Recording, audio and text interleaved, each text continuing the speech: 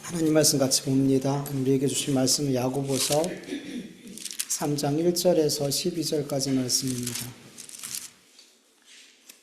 야고보서 3장 1절에서 12절까지 교독합니다. 제가 먼저 읽습니다. 내 형제들아, 너희는 선생된 우리가 더 큰 심판을 받을 줄을 알고 선생이 많이 되지 말라.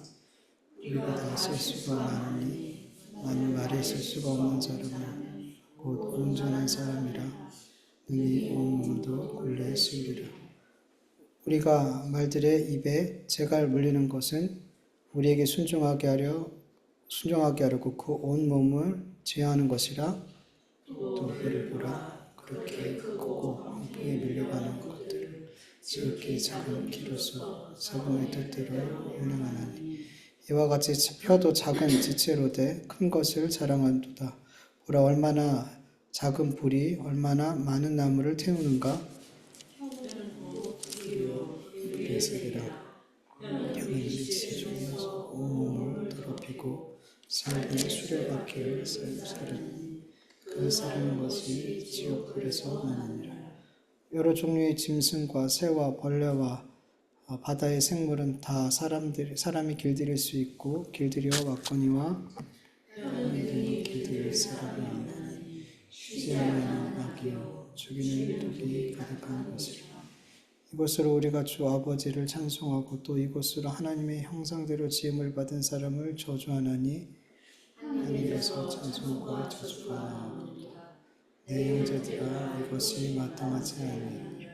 샘이 한 구멍으로 어찌 단물과 쓴 물을 내겠느냐. 내 형제들아, 어찌 무화과 나무가 감람 열매를 포도나무가 무화과를 맺겠느냐. 이와 같이 짠물이 단물을 내지 못하느니라. 아멘. 우리 지난주에는 행함이 없는 믿음은 죽음 믿음이라는 그 말씀을 같이 나눴죠. 하나님께서 우리 그리스도인들에게 성령을 통해 믿음이라는 선물을 주셨어요. 그렇다면 우리 그리스도인들이 내 안에 하나님께서 주신 이 믿음이 실제하고 있다는 것을 어떻게 알 수 있다 그랬죠?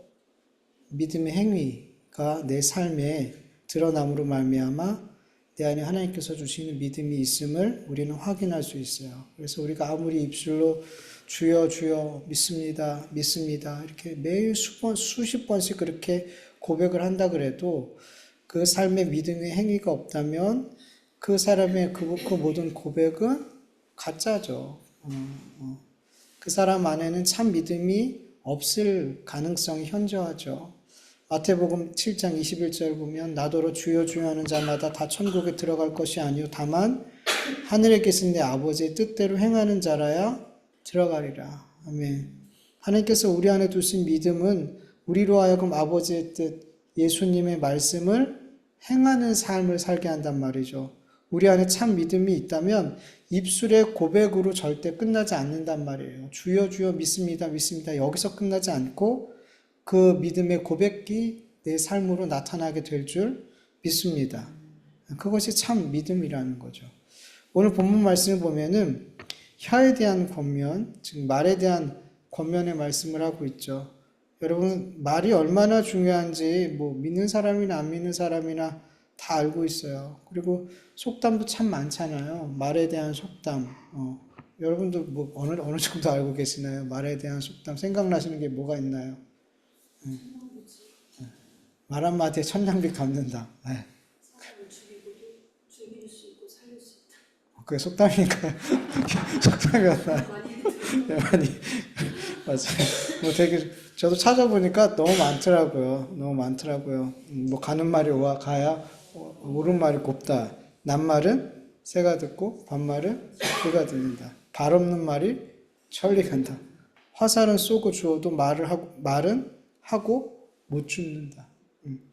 곰은 쓸개 때문에 죽고 사람은 혀 때문에 죽는다. 되게 많아요. 엄청 많아요. 말에 대해 혀에 대한 그 속담들이 너무 많아요. 그만큼 이 말이 얼마나 중요한지, 얼마나 조심해야 되는지에 대해서 알려주는 거죠. 성경에서도 말에 대한 권면이 기록되어져 있어요. 특히 잠언서에 보면은 잠언서 13장 2절에서 3절 현대인의 성경을 보면 선한 사람은 자기 한 말로 복을 누리고 살지만 악한 사람은 폭력을 일삼는다. 자기 입을 지키는 자는 생명을 보존할 수 있으나 함부로 지켜려대는 자는 파멸하게 된다. 잠언서 18장 20절에서 21절 보면 사람이 입에서 나오는 말의 열매가 사람의 배를 채워주고 그 입술에서 나오는 말의 결과로 만족하게 된다. 죽고 사는 것이 혀의 힘에 달렸으니 혀를 잘 쓰는 사람은 그 열매를 먹는다. 이렇게 말에 대해서도 성경은 이거 말고도 되게 많이 기록하고 있어요. 사람의 말이 얼마나 중요한지 그 말로 인해서 복을 누리기도 하고 생명을 보존하기도 하고 반대로 그 말로 인해 나를 죽이고 다른 사람을 죽이고 파멸의 길로 갈 수 있게 만들 수 있더라는 거죠. 사람의 혀는 인체 가운데 너무나 작은 부분이지만 우리의 온 삶을 좌지우지할 수 있을 만큼 큰 힘을 가지고 있다라고 말하고 있어요. 그래서 오늘 본문을 보면 혀는 말의 재갈에 비유하고 있죠. 말의 온 몸을 제어할 수 있는 재갈에 비유하고 있고 또 큰 배를 움직이는 그 작은 키에 비유하고 있고요. 그리고 작은 불씨가 많은 나무를, 숲을 태울 수 있다라고 말하고 있어요. 이렇게 혀가 얼마나 작지만 얼마나 큰 힘을 내면서 우리의 삶을 좌지우지할 수 있는지 사람들은 너무나 다 잘 알고 있죠. 본문 2절 세번역으로 보면 우리가 다 실수를 많이 저지릅니다. 누구든지 말에 실수가 없는 사람은 온몸을 다스릴 수 있는 온전한 사람입니다. 라고 말씀하고 있어요. 여러분, 우린 참 많은 실수를 저지르고 살았고 셀 수도 없죠. 지금도 실수를 저지르고 있고 앞으로도 실수하겠죠. 너무 많은 실수를 하겠죠. 아무리 실수하지 않으려고 노력해도 우리의 삶에서 실수하지 않는 삶을 살지 않기는 불가능하더라는 거죠. 그 가운데 우리가 가장 많이 실수하는 것이 바로 뭘까요? 말로 인한 실수. 어떤 실수보다 비교할 수 없을 만큼 우리에게 가장 우리의 삶에 많은 실수를 하게 만드는 게 말이죠. 예. 우리는 말이 얼마나 큰 힘이 있는지 너무 잘 알고 그리고 그 말을 잘 사용해야 된다는 걸 너무나 잘 알지만 그럼에도 불구하고 가장 많은 실수를 하는 게 말 실수예요. 그러니까 여러분 안 돼요. 우리가 알아요. 말이 얼마나 중요한지도 알고 말을 잘해야 되는지도 알고 말에 의해서 내 삶이 좌지우지되고 살 수도 있고 죽을 수도 있는 걸 너무 잘 알아요. 그런데도 불구하고 말 실수를 제일 많이 한단 말이죠. 그러니까 안 되는 거예요. 우리는 알면서도 못하는 거예요. 본문 2절에서 나오는 실수라는 헬라어 단어의 뜻은 걸려 넘어지다, 실족하다, 죄를 짓다 등의 의미를 갖고 있어요. 사람들은 말로 인해서 가장 많이 걸려 넘어지고 가장 많이 실족하게 되고 가장 많은 죄를 짓더라는 거죠. 말로 인해서. 내 삶이 끊임없이 말 실수로 인해서 계속해서 죄를 짓고 걸려 넘어짐으로 말미암아 우리는 이 말로 말미암아 내 삶을 내 뜻대로 다스릴 수가 없더라는 거죠. 내가 한 말의 실수에 계속 끌려다니는 삶을 살게 되더라는 거죠. 내가 뱉은 그 실수 때문에 내 삶이 그렇게 자꾸 그 실수로 인해 끌려가는 걸 여러분 많이 경험해 보시지 않았어요? 내가 잘못한 그 말 때문에 내 삶이 끌려가더라는 거죠. 그러니까 내 삶이 내 마음대로 되지 않고 내가 내 삶을 다스리지 못하고 내 실수한 그 말이 나를 다스릴 때가 너무 많더라는 거죠. 본문 2절에서는 그래서 말에 실수가 없는 사람이 어떤 사람이라 그래요? 온전한 사람. 온전한 사람. 말에 실수가 없는 사람이 온전한 사람이라고 말할 정도로 사람들은 그만큼 말에 실수가 많더라는 거죠. 그렇다면 여러분 우리 그리스도인들은 어떻게 해야 이 말에 실수가 없는 온전한 삶을 살 수 있을까요? 살 수가 없겠죠. 제가 질문하면서 여러분 안에 답이 있을 거예요. 어떻게 그렇게 살아? 어떻게? 여러분 우리 남은 생애 동안 말 실수를 하지 않는 그런 온전한 삶을 우리는 살 수가 없을 거예요. 그러나 여러분 우리 그리스도인들은 하나님 앞에 온전한 삶을 살기 위해서 늘 애쓰고 힘쓰는 삶을 살아가잖아요. 똑같이 우리도 말에 있어서도 우리는 계속해서 온전한 삶, 온전한 말을 하려고 계속 애쓰고 힘쓰는 삶을 우리 그리스도인들은 살아가야 되는 거예요. 여러분 마태복음 5장 48절을 보면 예수님께서 이렇게 말씀하세요. 그러므로 하늘에 계신 너희 아버지의 온전하신 것 같이 너희도 온전하라. 이 말씀과 지금 오늘 본문에 있는 이 온전한이라는 이 말씀 동일한 단어예요. 여러분 우리가 하나님 아버지와 같이 온전한 자가 될 수 있을까요? 거짓이 없으시고 진실하시고 후회가 없으시고 정의로우신 하나님 아버지와 같이 우리가 말할 수 있을까요? 그 하나님처럼 거짓말 없이 진실하고 후회 없이 정의로운 말을 우리가 하면서 계속 살 수 있겠냐는 거죠. 당연히 우리는 이 말씀처럼 우리는 온전히 순종할 수 없어요. 이 말씀이 우리의 삶에 우리의 힘으로 성취할 수가 없어요.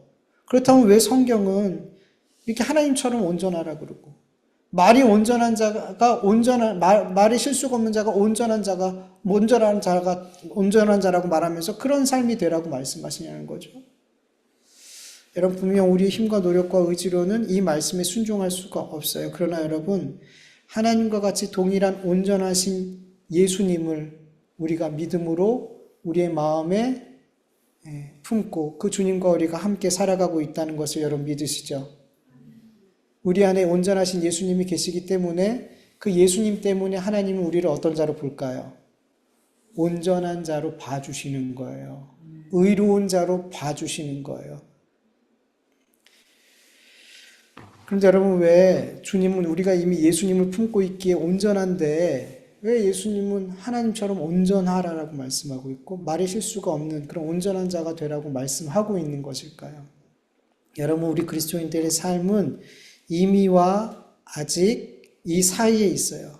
우리는 이미 예수님을 믿음으로 말미암아 구원받았고 하나님 앞에 온전한 자라고 받아들여졌죠. 우린 지금 하나님의 자녀잖아요. 이미 받아들여졌어요. 하나님의 자녀가 되려면 그 사람은 의인이어야 되죠. 흠이 없어야 되죠. 온전한 자여야 되죠. 근데 우린 지금 하나님의 자녀가 되었단 말이에요. 예수님을 믿음으로 말미암아 이미. 그러나 여러분 우리 그리스도인의 삶을 보면은 마치 구원을 받으려는 사람처럼 끊임없이 구원의 삶을 향해서 표대를 향해서 달려가는 삶을 살고 있더라는 거예요. 우리의 삶을 보면 빌립보서 3장 11절에서 14절 보면 바울이 이렇게 고백하죠. 어떻게 해서든지 죽은 자 가운데서 부활에 이르려 하노니 내가 이미 얻었다 함도 아니요 온전히 이루었다 함도 아니라 오직 내가 그리스도 예수께 잡힌 바 된 그것을 잡으려고 달려가노라. 형제들아 나는 아직 내가 잡은 줄로 여기지 아니하고 오직 한 일 즉 뒤에 있는 것을 잊어버리고 앞에 있는 것을 잡으려고 표대를 향하여 그리스도 예수 안에서 하나님이 위에서 부르신 부름의 상을 위하여 달려가노라. 아멘. 바울은 어떻게든지 죽은 자 가운데서 부활에 이르려 한다 하고 있어요. 내가 이미 얻었다고 이루었다고 잡았다고 말하지 않아요. 그는 어떻게 해서든지 죽은 자 가운데서 부활이라는 이 구원을 얻기 위해서 이루기 위해서 이 표대를 향해서 달려가고 있다라고 말하더라는 거죠. 바울은 구원의 확신이 없기 때문에 이렇게 말하는 것이 아니에요. 더더욱 구원의 주체가 나이기 때문에 이렇게 말하는 것도 아니란 말이에요. 바울은 이미 자신이 예수 그리스도를 믿음으로 값없이 은혜로 구원받았음을 믿었어요, 안 믿었어요? 믿었죠. 그는 창세전에 이미 하나님께서 예수 그리스도 안에서 자기를 하나님의 자녀로 백성으로 택했다는 것을 믿었어요. 더 나아가서 하나님의 은혜의 선물을 따라 자기가 하나님의 일꾼 되었음도 믿었어요. 그럼에도 그는 이렇게 고백하더라는 거죠. 바울은 자기가 이미와 아직 그 사이에 있다라는 것을 믿고 있었기 때문이에요. 우리 그리스도인에게 이거 너무나 중요한 신앙이에요. 이미 얻었지만 아직 얻지 않은 것처럼 달려가는 삶을 사는 게 그리스도인이라는 거예요. 우리가 구원이라는 표대를 향해 달려가는 삶을 살기 이전에 예수님을 믿음으로 말미암아 이미 구원받았죠. 그리고 이 구원을 받은 자들은 그렇게 구원이라는 표대를 향해 달려가는 아직이라는 삶을 반드시 살게 되더라는 거예요. 여러분 그리스도인들은 하나님 앞에 온전한 자로 인정받기 위해서 달려가는 삶을 사는 것이 아니라 이미 예수 그리스도 믿는 믿음 안에서 하나님께서 온전히 받아들여졌기 때문에 그 은혜에 합당한 삶을 살려고 애쓰고 힘쓰는 거예요. 예. 여러분, 바리새인으로 살았던, 예수님을 믿는 자들 핍박했던 그 사울의 삶과 예수님을 믿고 나서 예수님의 복음을 전하는 그 바울의 삶, 이 두 삶 가운데 어떤 삶이 더 치열했을까요?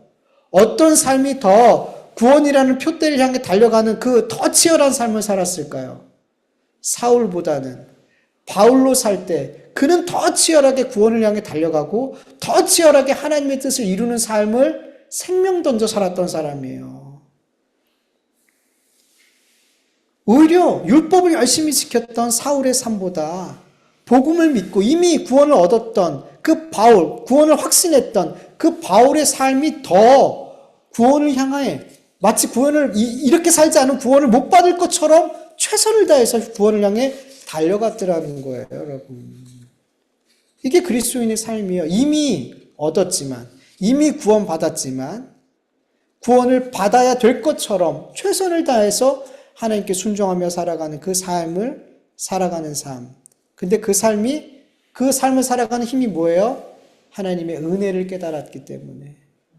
그 은혜에 합당한 삶을 살려고 애쓰고 힘쓰다 보니까 율법을 지키는 삶보다 더 하나님 앞에 열심을 내는 삶을 자연스럽게 살게 되더라는 거죠. 여러분, 율법을 지키는 사람보다 은혜를 알고 복음을 믿는 자의 삶이 더 하나님 앞에 치열하게 구원을 향해 달려가는 삶을 산다는 것을 믿으시길 간절히 원합니다. 네. 여러분, 말에 실수가 없는 자가 온전한 자라고 말씀하지만 우리 그리스도인들은 평생 말 실수 없이 살 수가 없죠. 그러나 하나님께서는 예수 그리스도 안에서 우리를 전인격적으로 온전한 자로 여겨주셨어요. 예. 우리의 말 역시도, 우리가 참 실수가 많지만 우리의 말 역시도 무엇이 덮고 있어요? 예수님의 보혈이 우리의 말 역시도 덮고 있단 말이에요. 그래서 하나님께서 예수님의 보혈이 덮고 있는 모든 것들을 하나님께서 뭐라고 보시냐면 거룩하다, 의롭다, 온전하다라고 말씀하신단 말이에요. 여겨주신단 말이에요. 그래서 우리의 말 역시도 하나님의 예수님의 보혈이 덮어주고 계신단 말이에요. 그래서 온전한 자, 온전히 실수하지 않는 자로 하나님은 받아들여 주신단 말이에요. 그래서 이것을 믿는 자들은 우리의 말에 있어서 어떻게 해요? 행함처럼 하나님 앞에 이 말로 실수하지 않으려고 애쓰고 힘쓰는 삶이 자연스럽게 그 삶에서 나오게 된다는 거예요. 예. 그렇다면 여러분, 우리 그리스도인들이 하나님의 은혜를 알고 어떻게 하면 하나님의 은혜에 합당한 삶을 살 수 있을까? 어떻게 하면 하나님의 은혜에 합당한 말들을 할 수 있을까? 어떤 노력이 우리에게 필요할까? 생각해 볼게요. 첫 번째로 오늘 본문 1절 읽어보죠. 시작. 내 형제들아, 너희는 선생된 우리가 더 큰 심판을 받을 줄 알고 선생이 많이 되지 말라. 아멘. 여러분, 선생은 가르치는 자예요. 그렇죠? 가르치는 자. 가르치는 자는 항상 말이 많죠. 말이 많아요. 여러분, 나이가 들수록 삶의 지혜와 지식과 경험이 많을수록 내가 저 사람보다 조금 낫다라고 생각할수록 우리는 자꾸 어디에 서냐면 가르치려는 자리에, 선생의 자리에 자꾸만 서려고 해요. 꼭 선생이라는 직업을 갖고 있어야 되는 게 아니에요. 누군가 자꾸만 가르치는 자리에 서려고 한단 말이죠. 그리고 계속해서 다른 사람의 말을 들어주기보다 계속 말을 하며 가르치려 들려는 게 우리 인간의 모습이에요. 우리들의 모습이에요. 그런데 이렇게 들어주기보다는 자꾸 가르치려고 할 때 거기서 실수가 나오게 되는 거죠.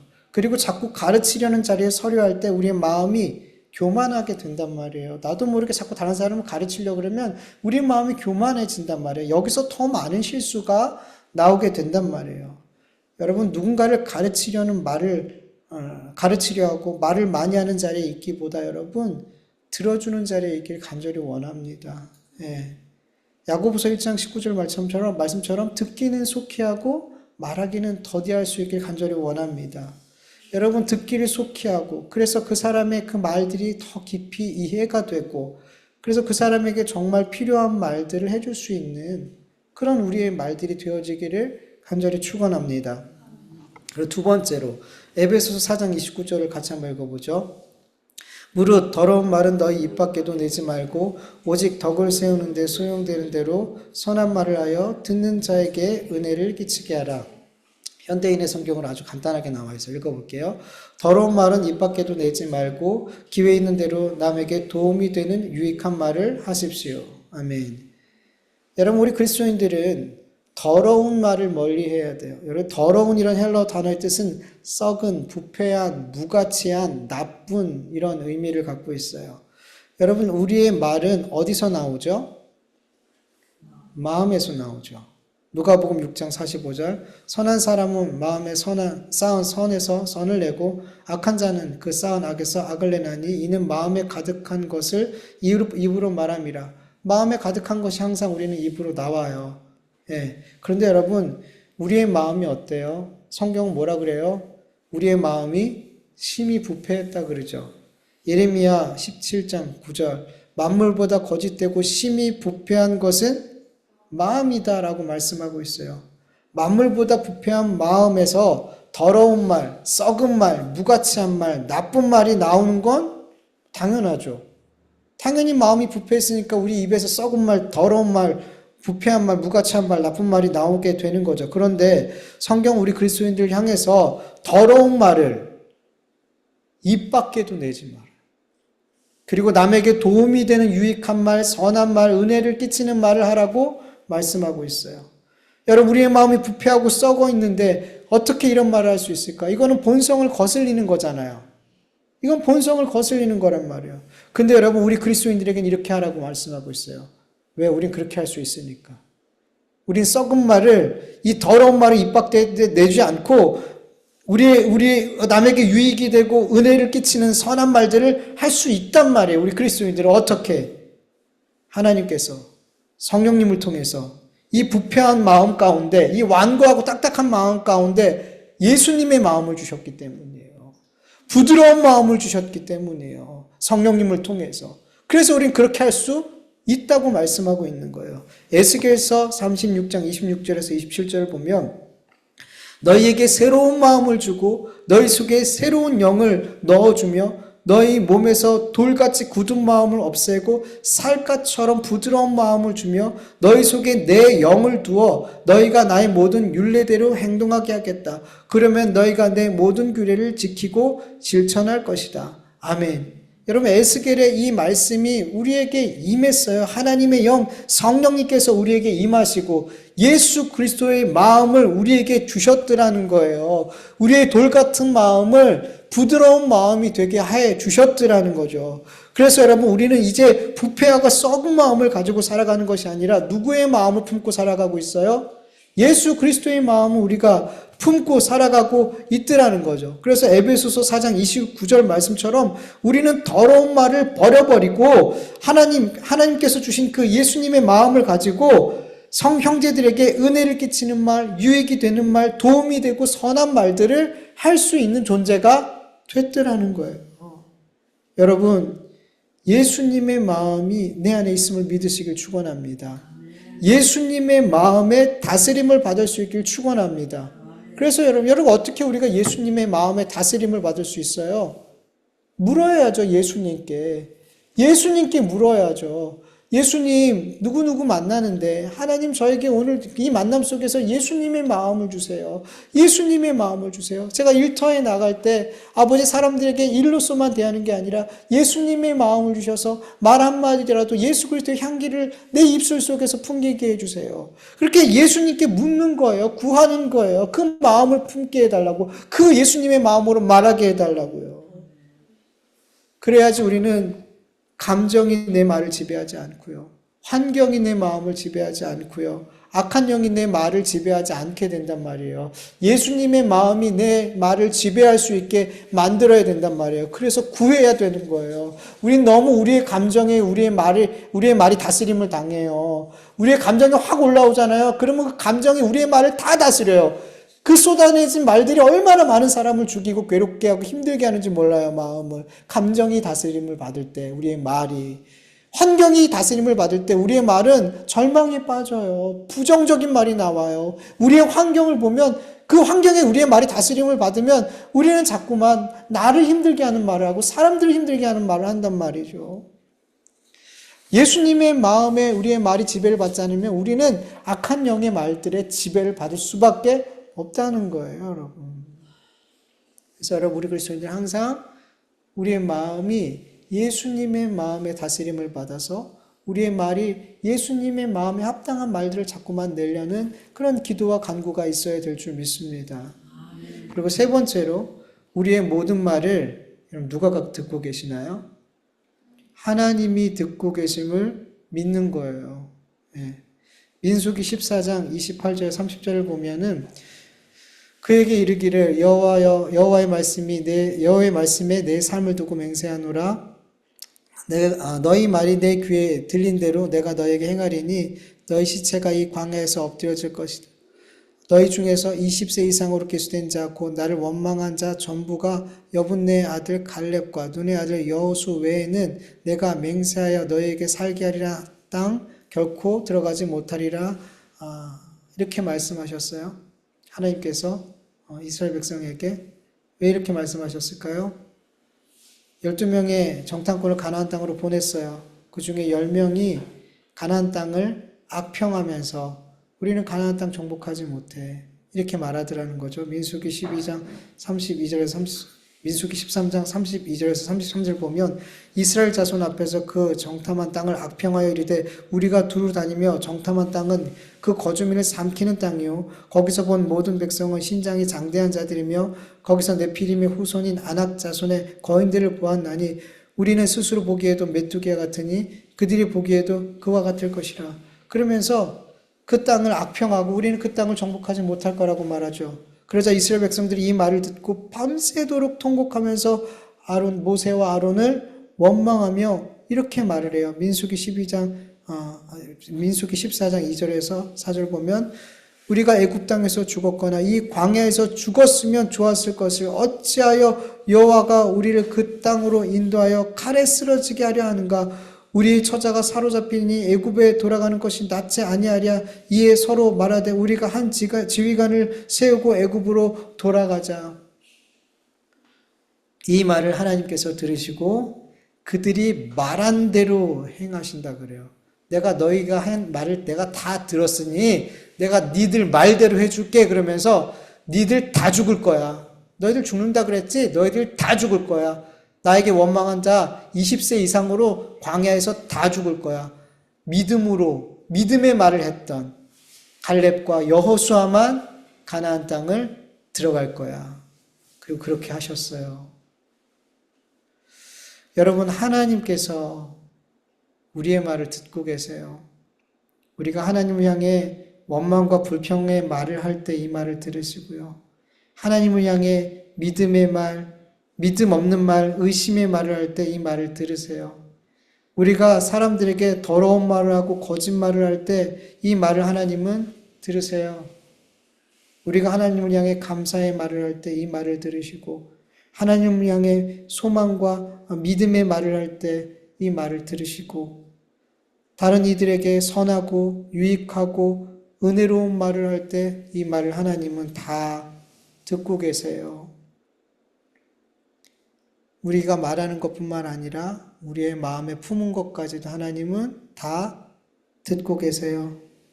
그리고 우리가 한 이 모든 말들을 공중에 그냥 살아 없어지게 하는 것이 아니라 우리의 삶에 이 말들이 열매로 나타나게 하나님은 만드시더라는 거죠.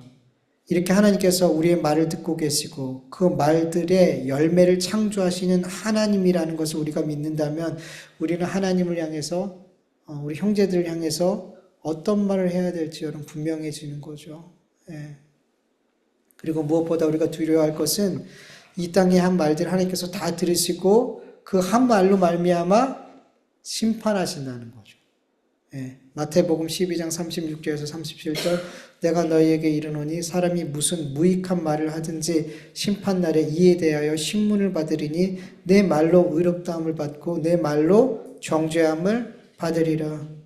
이렇게 우리가 한 모든 말을 하나님은 들으시고 그 말로 심판하심을 믿는다면 여러분 우리는 정말로 하나님 앞에 우리의 입술에 파수꾼을 세워달라고 기도할 수밖에 없는 거죠. 예.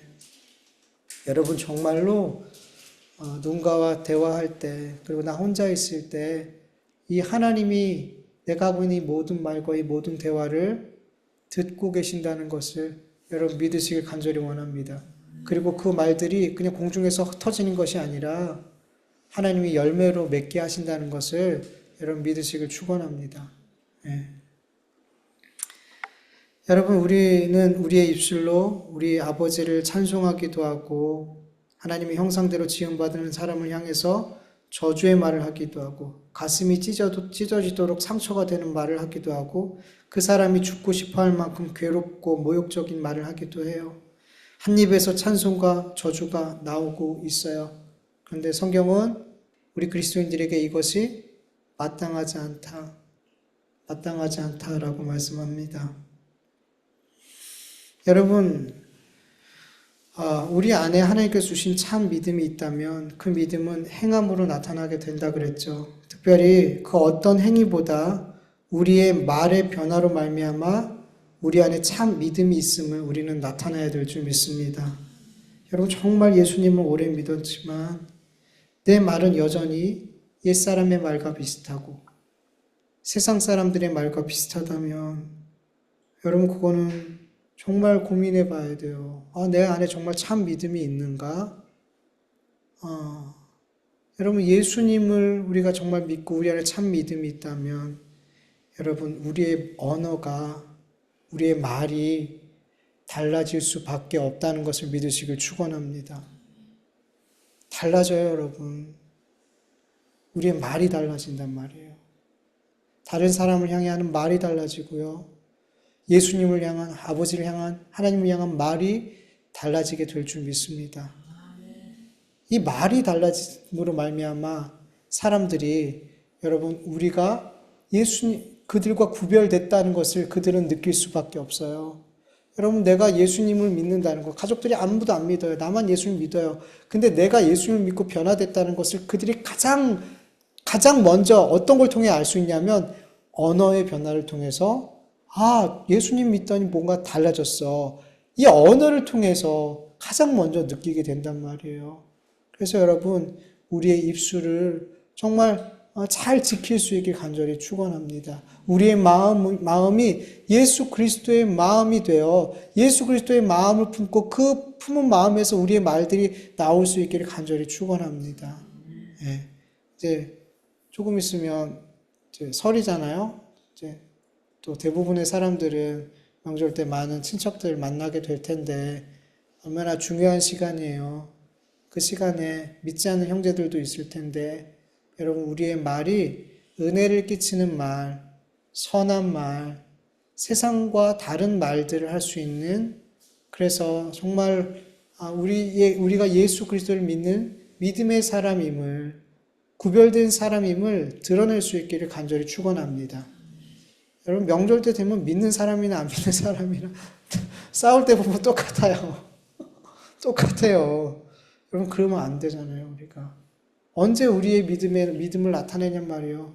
여러분 우리의 말의 변화로 인해 우리는 충분히 우리가 구별된 자임을 드러낼 수 있음을 믿으시길 축원합니다. 이번 명절 우리가 예수 그리스도의 향기가 될 수 있기를 예수 그리스도의 편지가 될 수 있기를 간절히 축원합니다.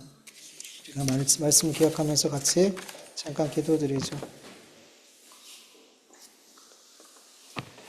하나님 아버지 감사합니다. 오늘도 우리에게 기도할 수 있고 찬송할 수 있고 예배할 수 있는 은혜를 주시고 또 말씀을 들을 수 있는 은혜를 주셔서 감사합니다.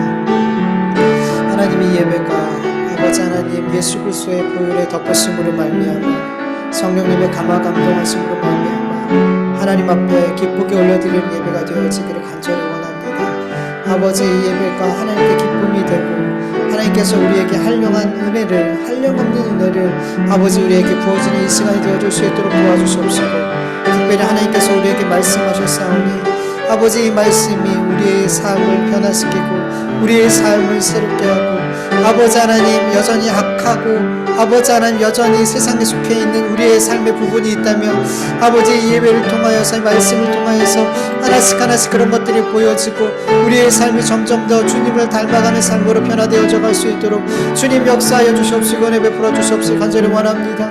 주님 특별히 오늘 말에 대해서 혀에 대해서 나누었습니다. 아버지께서 주신 이 말씀이 우리에게 꼭 필요한 말씀이 되게 하여 주시옵소서. 아버지 하나님 우리의 마음이 예수 그리스도의 마음이 되게 하여 주셔서 아버지 더럽고 부패한 썩은 마음이 아니라 예수 그리스도의 마음을 품게 하여 주셔서 이 예수님의 마음으로 아버지 다른 이들에게 아버지 하나님 은혜를 끼치는 말, 살리는 말, 아버지 하나님 복음의 말을 할 수 있도록 하나님 아버지 구별된 말을 할 수 있도록 도와주시옵시고 우리의 말로 예수 그리스도의 향기를 전하고 아버지 예수 그리스도의 편지가 되어줄 수 있는 아버지 그런 우리의 말이 되어줄 수 있도록 주님 역사하여 주시옵소서. 주님 도와주시옵소서. 주님 도와주시옵소서. 하나님 믿지 않는 자들에게는 그 혀가 아버지 하나님 지옥의 불과 같이 자기의 생을 자기의 삶을 불사르는 말이 되겠지만 아버지 우리 그리스도인들에게 말은 나를 살리고 다른 사람을 살리는 말이 될 줄 믿사오니 하나님 도와주시옵소서. 하나님 도와주시옵소서. 감사합니다. 주님 기도합니다. 하나님 아버지 감사합니다.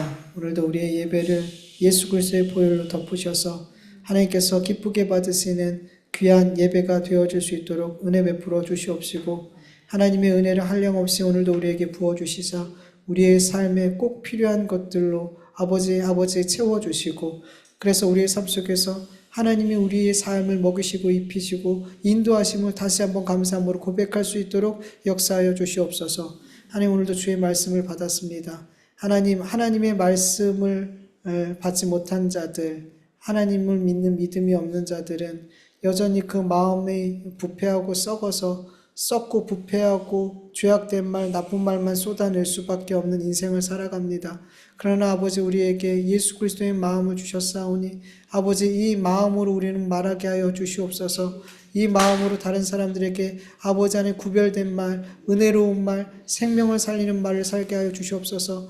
믿지 않는 자들은 나도 죽고 상대도 죽이는 말을 하지만 우리 그리스도인들은 나도 살고 상대도 살릴 수 있는 생명의 말들을 쏟아낼 수 있도록 하나님 도와주시옵소서. 오늘도 주님 앞에 귀한 예물을 올려드렸사오니 아버지 이 예물을 기쁘게 받아주시옵시고 이 믿음을 기쁘게 받아주시옵시고 우리 성도들의 삶 한 사람 한 사람의 모든 형편과 처지를 살피시는 주님께서 아버지 일용한 것으로 채워 주시옵소서. 너무 부함으로 하나님을 모른다 하지 않게 하여 주시옵시고 너무 없음으로 말미암아 아버지 하나님 앞에 도둑질함으로 아버지 하나님 궁핍함으로 아버지 궁핍하게 말하고 아버지 하나님 그러므로 말미암아 하나님 앞에 영광 돌리지 못하는 그런 일이 없도록 하나님께서 우리에게 가장 좋은 것으로 가장 필요한 것으로 채워 주시옵시기를 간절히 원하오니 하나님 은혜 베풀어 주시옵소서. 이제는 예수 그리스도의 은혜와 하나님의 다하심이 없는 사랑하심과 성령님의 인도하심과 충만하심이 예수님의 마음을 품고 그 예수님의 마음 가운데서 선한 말, 생명의 말, 살리는 말을 하며 살기를 원하는 하나님의 자녀들 머리 위에 그 가정과 일터와 교회 위에 이제로부터 영원토록 함께할지어다. 아멘.